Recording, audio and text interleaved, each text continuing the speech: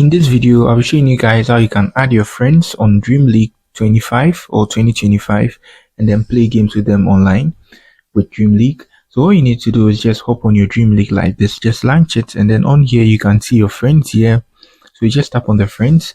So in order to play with them, you need to generate a code and then you send the code to them.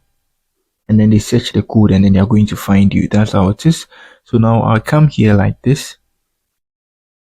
You can see this is the code and the code is going to expire within 4 to 5 minutes. You get it? So I just copy the code like this and then I go and send it to my friend that I want to play the game with on WhatsApp.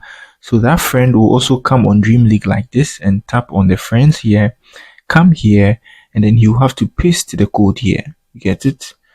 So I copied the code, you can see. So you paste it here and then you go to OK and you can add yourself as a friend. You get it? So that's it on how you can add friends on Dream League and then start playing with them via your phone, and they also play with you on their phone too as well. If you are new here, try to give me a like and subscribe to my channel.